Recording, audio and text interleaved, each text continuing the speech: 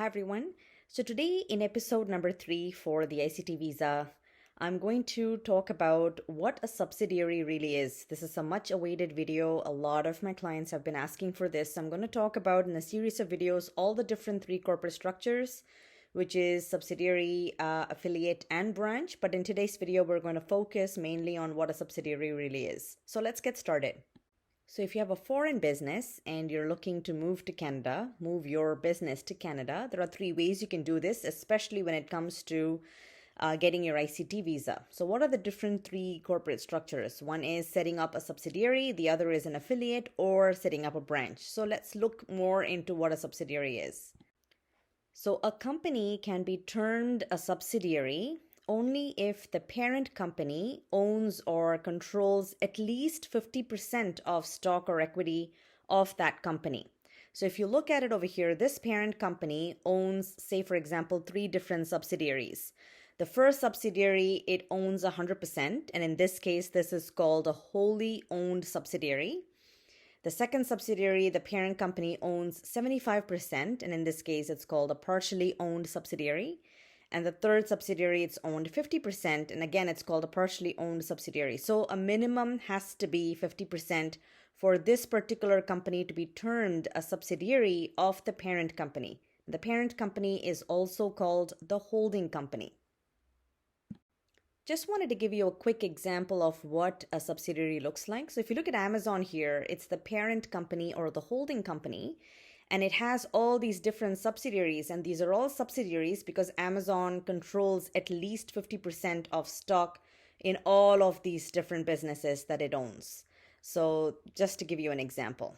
So now let's look at some of the rules around creating a subsidiary. The first is separate legal entity, which means the subsidiary doesn't mean it can be an extension of the parent organization. So it has to be a completely separate legal corporation, legal structure in the foreign land.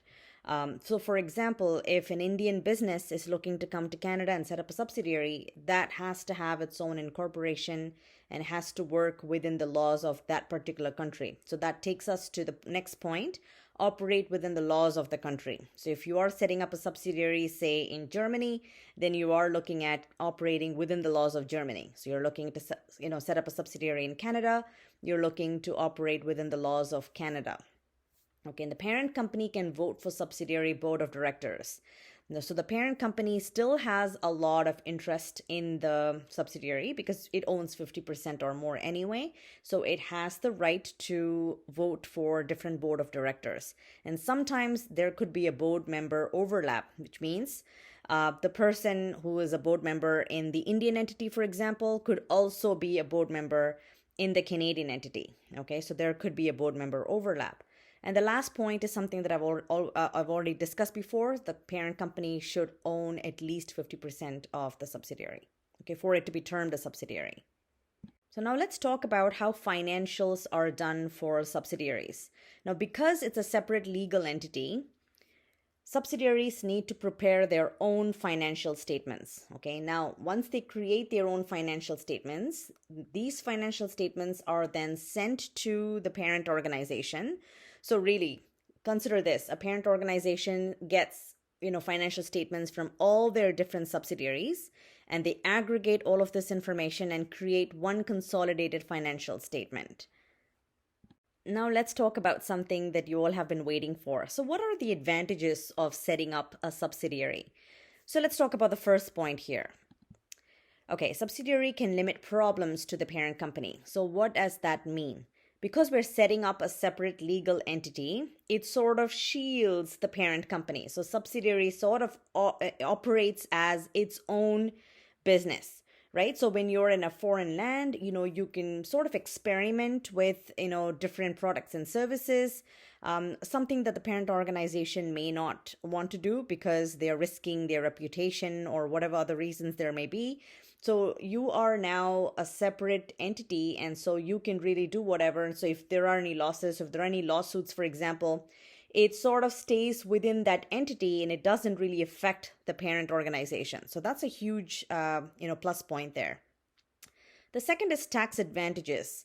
Now, what do I mean by tax advantages? Now, depending on which country you're setting up your subsidiary in, you are only bound by the tax rules or the tax laws of that particular country, right? So you're not now looking at adding your parent company's profits to then pay for your taxes. Okay, so that particular legal entity pays taxes in Canada if they are set up in Canada. Okay, so that's another huge benefit as well. So let's talk about this. And I already mentioned this a little bit in my first point. Easier to establish and can be experimental ground for companies. And why is that? Again, because it shields the parent organization. So this company can be, I wouldn't want to use the word reckless, but, can be a little bit more open in terms of trying different ideas, trying different things, different, viewpoints, maybe adding a lot more services and business lines that you have never done before. So you can actually experiment with your business because it really shields the parent organization. Okay. And the last point is offset profits from one subsidiary with losses from others. So a parent organization, when they sort of get all of these financial statements from all the different subsidiaries, some subsidiaries are doing really well, high profits, whereas some of the others are not doing well at all. They're not even breaking even. So what the parent organization can do is sort of, offset the profits that they're making from some of the really good, well-performing subsidiaries with the losses that they have for some of the other subsidiaries. And that's a huge benefit as well. This typically is a point of discussion really for large organizations. So if you are just a one, you have one setup and you're a startup, for example, these necessarily may not be advantages for you, but that's when you sort of understand the three different corporate structures to figure out which is the best method for you. Is creating a subsidiary more advantageous, or is it going to be an affiliate or a branch? But listen to my videos fully so we understand what's the best way for you to move ahead. So one of the major disadvantages of creating a subsidiary is your accounting just got a little bit more complicated.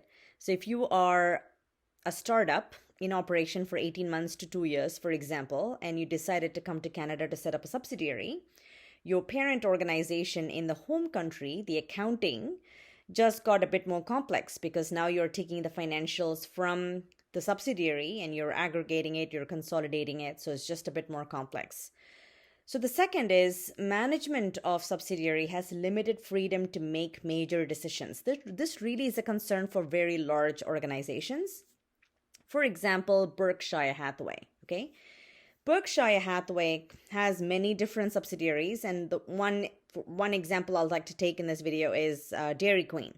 So the management of the board of directors of Dairy Queen don't have much say about the decisions that they want to make and the way they want to run their business. Berkshire Hathaway really has control over that. So that really is a concern. But then again, depending on the size of your business, depending on how many people are involved as directors, this may not really be a concern at all.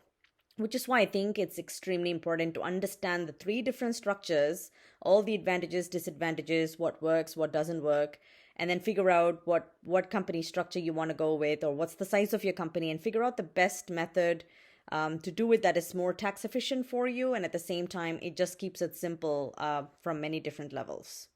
So there was a requirement earlier, at least in Ontario, that 25% of the directors should be a resident of Canada, right? So if you had 4 directors or less, at least one of them should be a resident of Canada, and that was a requirement before.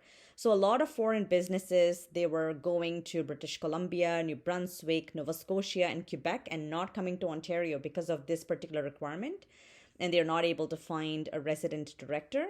But now the great news is, as of July 5th, 2021, this requirement has been lifted. So even Ontario doesn't need to have a resident director. So it can all be fully non-resident directors, and you can set up subsidiaries or affiliates or branch here and not worry about finding a resident director, which is great news.